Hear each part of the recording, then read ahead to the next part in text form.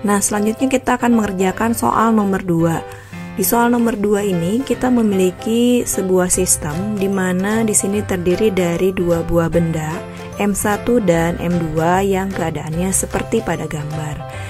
Di sini M1 diketahui sebesar 60 kg.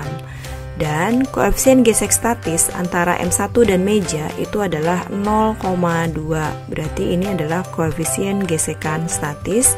Bila M1 tepat akan bergerak. Nah, teman-teman di sini diketahui keadaannya tepat akan bergerak, berarti bendanya masih dalam keadaan diam sehingga resultan gaya pada benda itu pasti sama dengan 0. Nah, kita akan mencari berapa besar M2.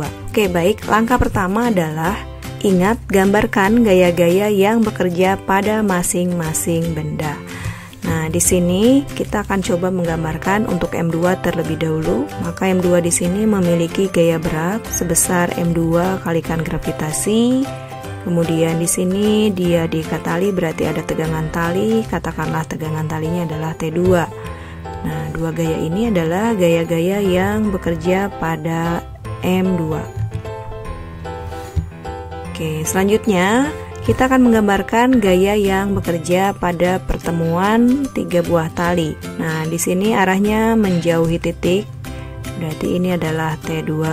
Kemudian yang arahnya ke sana, kita namakan saja sebagai T. Dan ada yang ke arah kiri menjauhi titik. Nah, berarti ini katakanlah tegangannya adalah T1. Tiga gaya ini bekerja pada titik pertemuan ketiga buah tali. Oke, selanjutnya kita akan menggambarkan gaya yang bekerja pada M1. Karena dia memiliki massa, berarti di sini memiliki berat sebesar M1 kalikan gravitasi. Kemudian karena dia berada di permukaan bidang, berarti dia ada gaya normal. Kemudian di sini karena dia memiliki tali di sebelah kanannya ya, berarti ada tegangan tali sebesar T1. Dan karena bidangnya kasar, ada koefisien gesekan statis, berarti di sini dia memiliki gaya gesek statis. Nah, ketika tepat akan bergerak, gaya gesek statisnya ini bernilai maksimum. Oke, kita sebut FSM.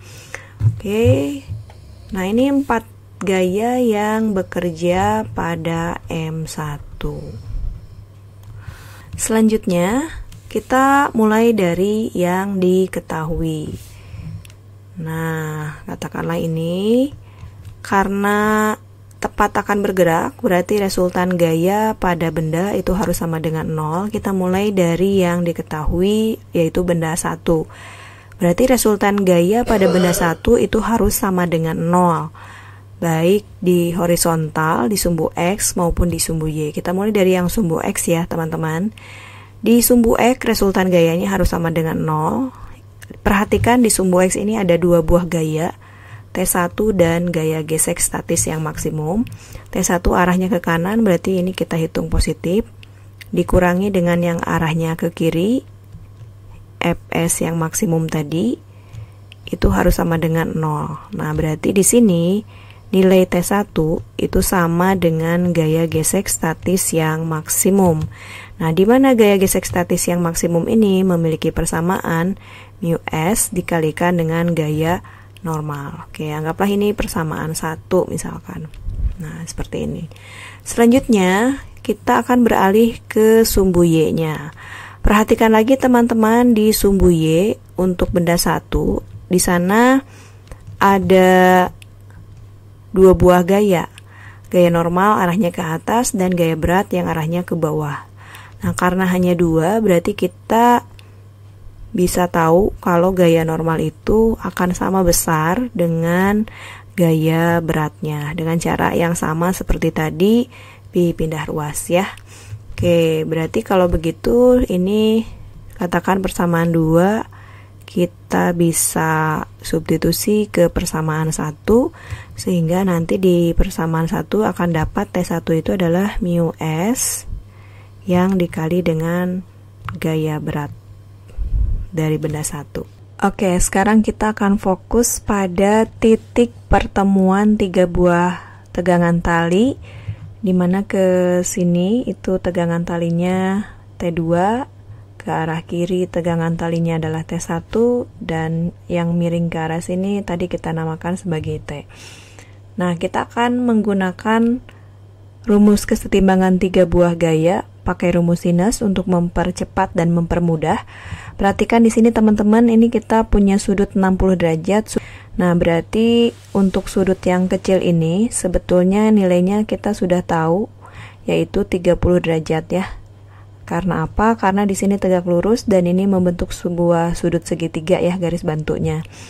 Oke, berikutnya berarti sekarang kita bisa mengetahui kalau sudut antara T dengan T2 itu adalah 30 ditambah 90. Berarti nilainya adalah 120 derajat.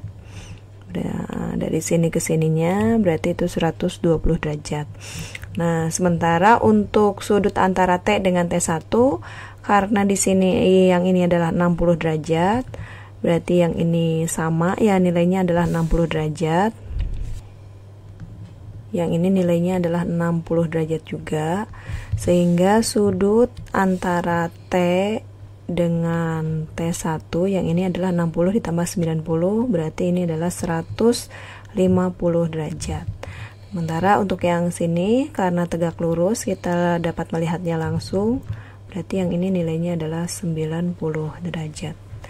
Oke, baik, kita langsung akan gunakan kesetimbangan 3 buah gaya ya, dimana berlaku rumus sinus. Yang ingin kita cari itu adalah T2 dibagi dengan belakang T2, sudutnya adalah 150, berarti dibagi dengan sin 150 derajat akan sama dengan T1, ini yang tadi kita sudah cari, dibagi dengan sudut belakang T1, berarti yang ini ya teman-teman, nilainya adalah 120 derajat, berarti dibagi dengan sin 120 derajat.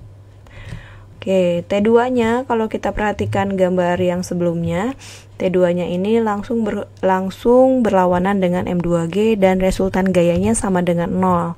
Berarti T2 juga sebetulnya langsung bisa kita ketahui teman-teman. Nilainya adalah M2 dikalikan dengan gravitasi dibagi dengan sin 150.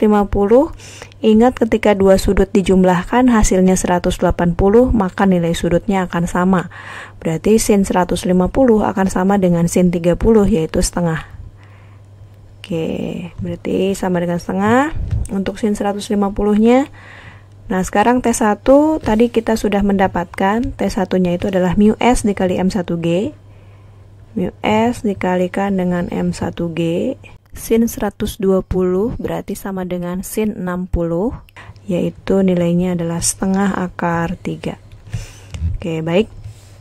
Berarti ada yang bisa kita eliminasi. Untuk setengah sama setengah ini bisa dibagi. Gravitasi sama gravitasi juga dicoret karena bisa dibagi. Oke, selanjutnya kita mencari M2.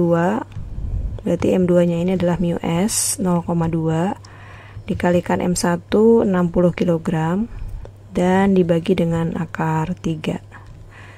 Nah, hasilnya berarti 0,2 dikalikan 10 kan 2 ya. 2 dikali 6 berarti 12. Nah, ini kita rasionalkan dulu penyebutnya. Dikali akar yang sama, akar 3 per akar 3. Ini kalau sudah mahir tidak usah dicarakan seperti ini ya, bisa langsung ya. Nah, berarti akar 3 dikali akar 3 itu hasilnya 3, 12 dibagi 3 itu adalah 4. Maka M2-nya sekarang kita dapat nilainya adalah 4 akar 3, satuannya kilogram.